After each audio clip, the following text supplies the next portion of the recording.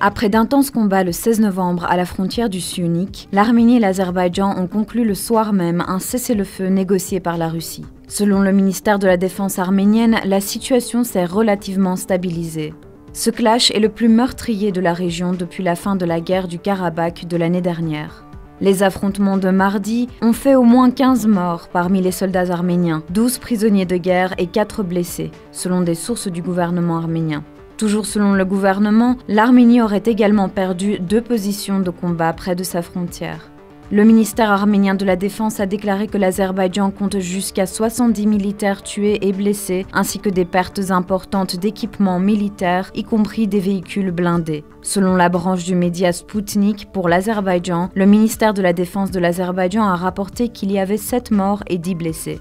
Le Premier ministre arménien Nikol Pachinian a déclaré dans la soirée du 16 novembre que les forces azerbaïdjanaises contrôlent désormais 41 km² de territoire arménien. Chaque partie a accusé l'autre d'avoir provoqué les affrontements de mardi. Selon le gouvernement arménien, les forces azerbaïdjanaises avaient fait une incursion en Arménie près du lac Sev dans la région sud du Syunik, tandis que le gouvernement azerbaïdjanais a déclaré que les combats avaient eu lieu principalement à Kelbadjar et Lachin, 2 zones que l'Arménie a cédées à l'Azerbaïdjan dans le cadre de l'accord de cessez-le-feu de l'année dernière. Depuis mai dernier, les troupes azerbaïdjanaises ont avancé dans leur position au niveau du lac Sev, englobant le lac dans son entièreté, dont 70% du point d'eau se trouve sur le territoire arménien. Les combats intenses ont fait suite à plusieurs jours de tensions croissantes entre l'Arménie et l'Azerbaïdjan. Plus récemment, l'Azerbaïdjan a mis en place des postes de contrôle frontaliers supplémentaires le long d'une route arménienne clé qu'il contrôle en partie. L'autoroute Goris-Kapan, construite à l'époque soviétique, longe la frontière Arménie-Azerbaïdjan et la traverse plusieurs fois en raison de la géographie difficile et montagneuse de la région. Elle est d'une importance cruciale pour la sécurité et l'économie de l'Arménie car elle fournit une connexion terrestre avec l'Iran, un partenaire stratégique clé. L'Azerbaïdjan a déjà fermé certaines parties de la route aux camionneurs iraniens, déclenchant une crise dans les relations Azerbaïdjan-Iran. Le 14 novembre, les soldats azerbaïdjanais ont avancé sur le territoire arménien et ont encerclé 4 postes militaires, selon le Conseil de sécurité nationale. L'adversaire se serait retiré sans incident à la suite de négociations. Le gouvernement arménien n'a pas fourni plus de précisions.